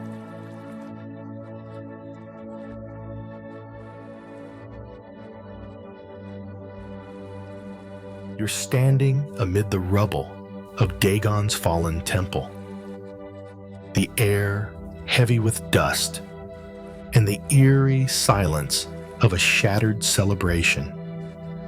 Samson's body lies somewhere beneath the broken stone, his Nazirite locks buried with him, a final testament to his turbulent vow. You're You're brushing grit from your hands. The sea breeze carrying faint cries from Gaza's stunned survivors. The Philistines' pride is crushed. Their lords and thousands of revelers gone. But so is Samson. His life traded for this cataclysm. You're stepping carefully, the wreckage warm under your sandals. As his family quiet figures from Zorah arrive to claim what's left, this moment's softer, heavier, and you're sinking into its somber weight. The strange event unfolds as Samson's kin, led by his father, Manoah, pick through the debris. They find his body, battered but recognizable, and carry it home to Zorah, laying him in their family tomb between Zorah and Eshtaol. You're watching them, their faces etched with grief and pride, as they bury the man who was both hero and heartbreak. No grand ceremony, just a quiet act of reclaiming their own from the Philistines' ruin. It's a stark contrast to his life loud, chaotic, divine, and you're feeling the ache of their loss. Scholars still argue whether this burial honored a redeemed warrior or mourned a flawed rebel. But the tomb's simplicity speaks of love, not judgment. Let's get quirky. In ancient Israel, family tombs were caves or carved rock, sealed with stones to guard the dead's rest. You're picturing Manoah, older now, directing his kin to place Samson beside ancestors, maybe muttering about that angelic promise from years ago. You're chuckling softly at the thought Samson, who tore lions and temples, now tucked away like a child in bed, his hair, short but regrown, is no longer a banner. It's just part of the dust. You're wondering if his mother, unnamed but fierce, whispers a prayer, hoping God counts her boy's final act as enough. You're kneeling by the tomb now, the cool earth under your palms, the wind carrying Zorah's olive-scented calm.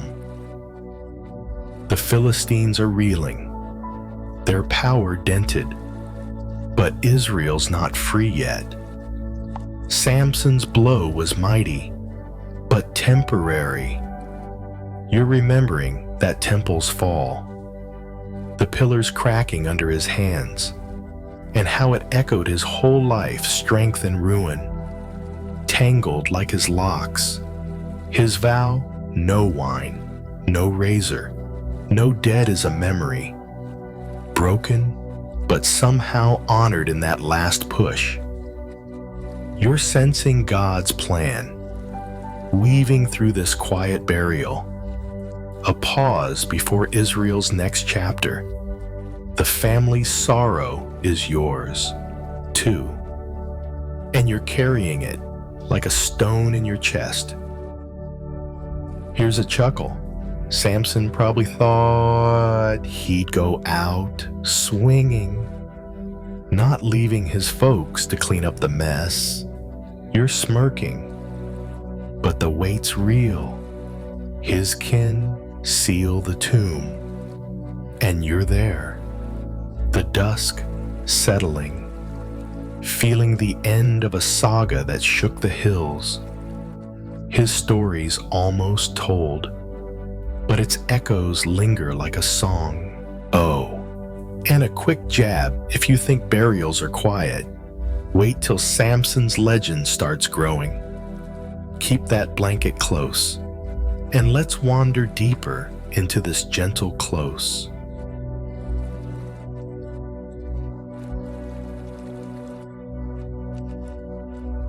You're lingering near the freshly sealed tomb in Zorah. The cool evening air laced with the scent of olive groves and earth.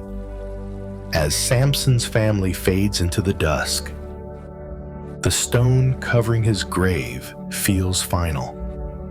Yet his story hums in your bones, like a song you can't shake. You're sitting on a nearby rock, the cricket's soft chirp filling the silence. As you turn your gaze to the broader world, Samson left behind Israel's rugged hills, oppressed by Philistine rule, caught in a chaotic era of judges. You're digging into the context of his life, the wild, leaderless time that shaped his feats and flaws, and it's pulling you deeper into the dust of history. The era of the judges was a messy spiral. Israel worships God, strays to idols, gets crushed by enemies, cries out, and God sends a deliverer. Rinse, repeat. You're picturing tribes scattered across Canaan. No king, no army, just faith and feuds. The Philistines, with their coastal cities and iron weapons, are the big dogs, taxing Israel into submission. Samson's role as a judge wasn't about courtrooms, but action God's lone warrior, stirring trouble to weaken the enemy.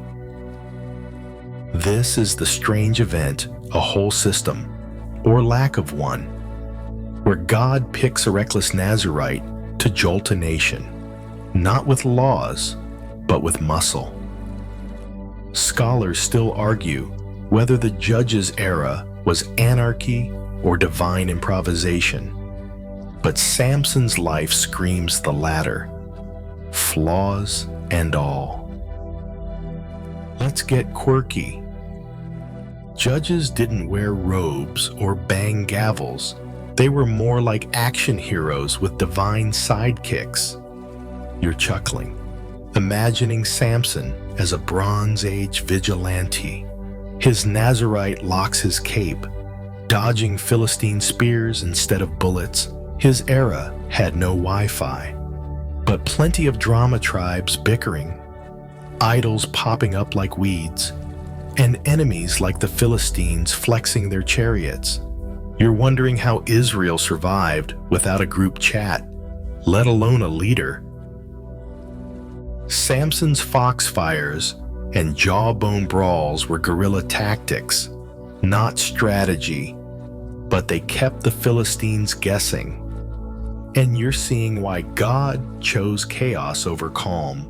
You're walking the hills now, the same ones Samson roamed, feeling the weight of a people caught between freedom and failure. Remember that tomb, quiet and small. It's a speck in this turbulent time. Yet Samson's shadow looms large. His vow, no wine, no razor, no dead broke, but his final act, toppling Dagon's temple, was a judge's mic drop. You're sensing God's plan, using a flawed man to chip away at Philistine pride, setting the stage for later heroes. The era's a mess, but it's alive, and you're caught in its pulse. The stars above Zorah winking at the madness below. Here's a chuckle. Samson probably thought judges had it easy, but try hurting a nation with no rule book. You're smirking, but the stakes are deep. His story's rooted in this wild time, and you're there, the night air cool, piecing together a world where strength and faith clashed like swords. Israel's still bound, but Samson's spark lit something, And it's not done burning. Oh, and a quick jab if you think Judges were rough. Wait till you hear how Samson's story echoes forward. Keep that blanket close, and let's drift deeper into this chaotic past.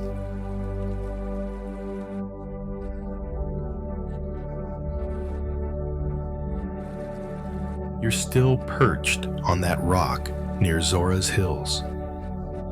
The night air cool with the scent of wild thyme, and the faint hum of Samson's legacy lingering like a half-remembered dream. The Judges era's chaos swirls in your mind. Israel's tribes, the Philistine yoke, God's unpredictable deliverers, and Samson, flawed as he was, stands at its heart. You're kicking a pebble, the stars sharp above, as you zero in on the man himself. Not his feats, but his essence, a hero riddled with cracks, yet chosen by God. You're diving into the paradox of his heroism, the reckless spark that made him both mighty and mortal. And it's pulling you deeper into his shadow. Samson's heroism wasn't polished. He was no king, no prophet, just a Nazarite with divine strength and a knack for bad choices. You're picturing him tearing lions, burning fields, loving women who burned him back. His flaws: impulse, pride. That Delilah disaster make him human, but his faith, even at the end, made him God's tool. This is the strange event, a hero who stumbled as often as he triumphed, yet delivered Israel's hope through his ruin.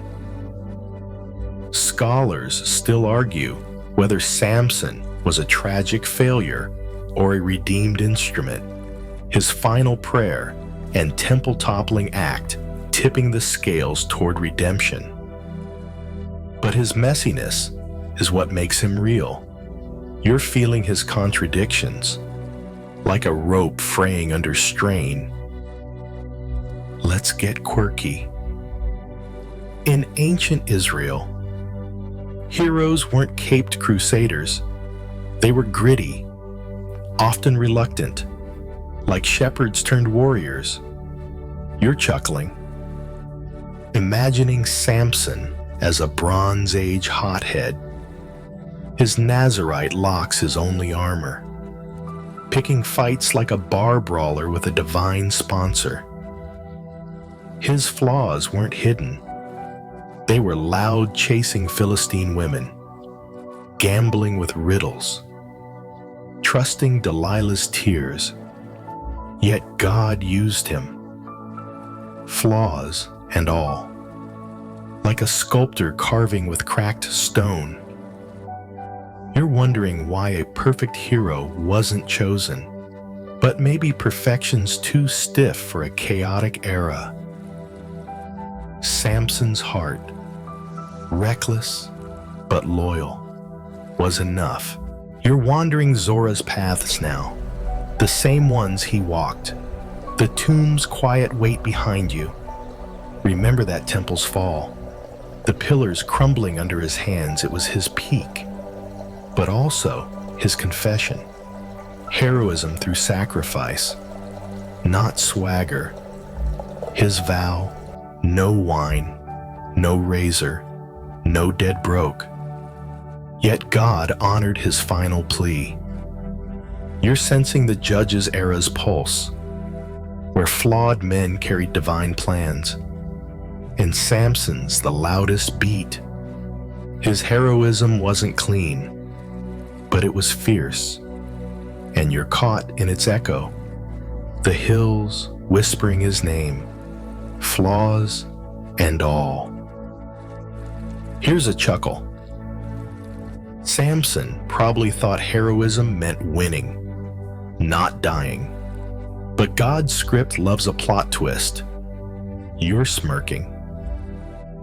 but the depth hits hard. His story's a mere strength and weakness, faith and failure, and you're there. The night's still. Seeing Israel's hope in a man who fell but rose one last time. His legacy's messy, but it's alive. Oh, and a quick jab if you think flawed heroes are rare. Wait till Samson's tale ripples through time. Keep that blanket close, and let's sink deeper into this human saga.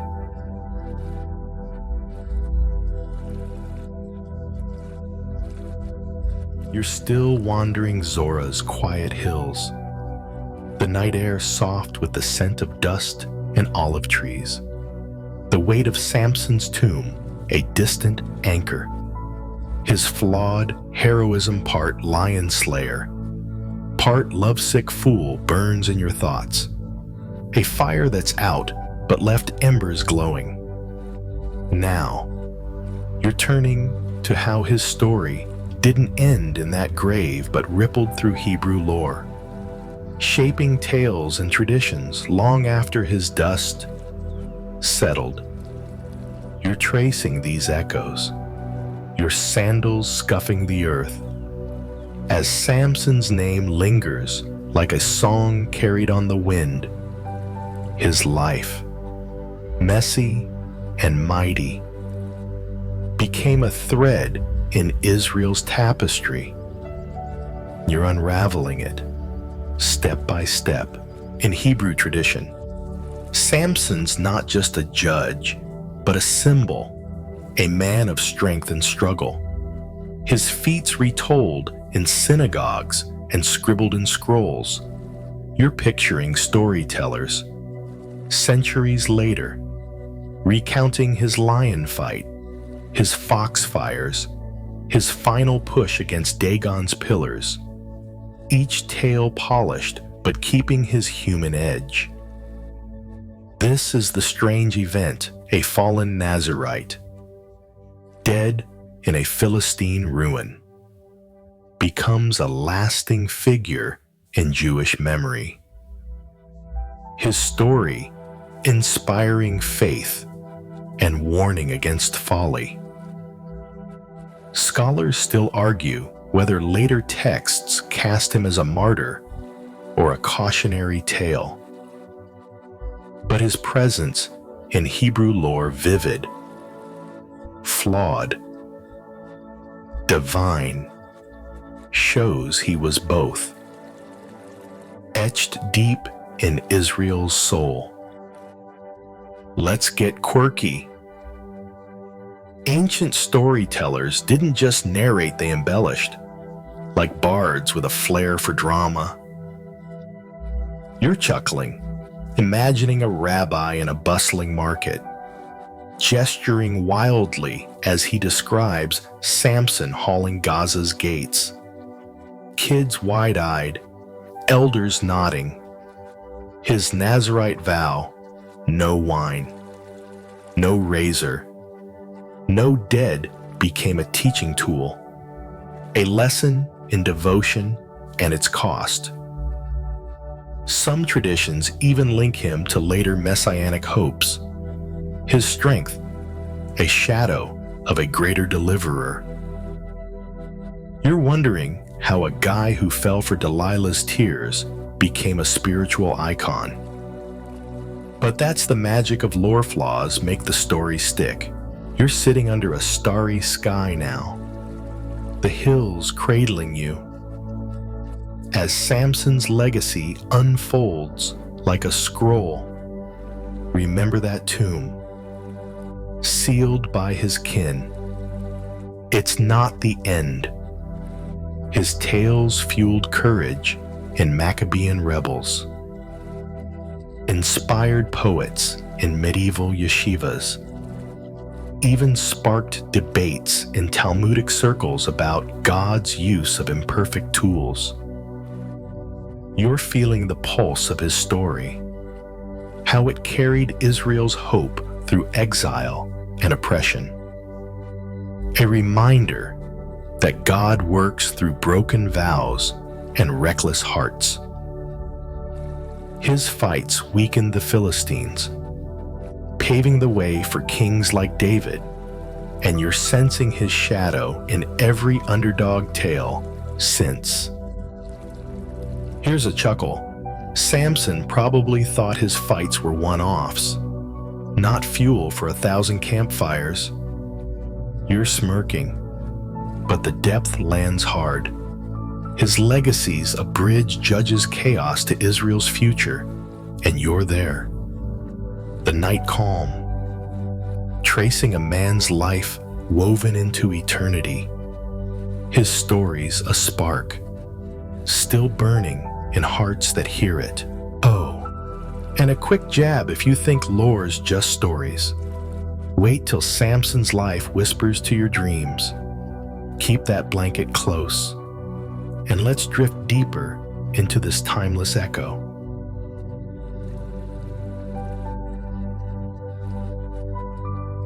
You're resting under the starlit canopy of Zora's hills, the scent of wild herbs and cool earth wrapping around you like a shawl. Samson's legacy, his lion fights, his betrayals, his final, earth-shaking push hums in the air. A story now woven into Hebrew lore and your own drifting thoughts. You're leaning back, the ground soft beneath you, as you ponder not just his feats, but what they mean, what his life whispers to a world far beyond his tomb. This is the quiet close, where his strength and stumbles become a mirror for you, and you're sinking into its gentle pull, ready to let the tale fade into sleep. Samson's life was a storm divine power clashing with human folly. A Nazirite vow, broken yet honored in his last breath. You're picturing him not as the muscle-bound hero of Lehi or the blinded prisoner of Gaza, but as a man, flawed like you, chosen despite it all. His strength wasn't just in his arms, but in his return to God. That final prayer before the pillars fell. This is the strange event, a hero's tale that doesn't glorify perfection, but persistence, showing God's grace works through cracks. Scholars still argue whether Samson's end was triumph or tragedy, but you're seeing it as both a life that stumbled yet stood, leaving hope in its rubble. You're feeling its weight, soft but sure, like a hand on your shoulder. Let's get quirky in ancient Israel. Strength was measured in deeds, not gym stats, but Samson's real muscle was his faith, flexing even after Delilah's razor. You're chuckling, imagining him as a friend who'd brag about lifting gates but cry over a bad breakup. His story's not a lecture, it's a nudge, asking you what you do with your own gifts, your own messes. You're wondering if his legacy is less about temples toppled and more about hearts stirred, yours included. That vow, no wine, no razor, no dead fell apart. But his story didn't, and you're carrying it now, like a pebble in your pocket. You're lying back now, the stars blurring, the hills cradling you as Samson's tale settles. Remember that tomb, sealed in silence. It's not the end. His life echoes in every choice to rise after a fall, to pray after a failure. You're sensing God's plan, not just for Israel, but for you. weaving through your own flaws, your own hopes. The night's gentle, the air a whisper, and you're ready to let this story slip away. Its lessons tucked safe in your dreams. Now, let the hills of Zora fade, their dusty paths softening into mist.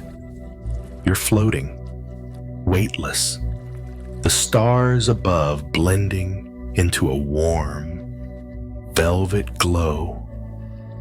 Samson's story, his strength, his stumbles, his final stand drifts like a leaf on a slow stream, carrying you toward rest.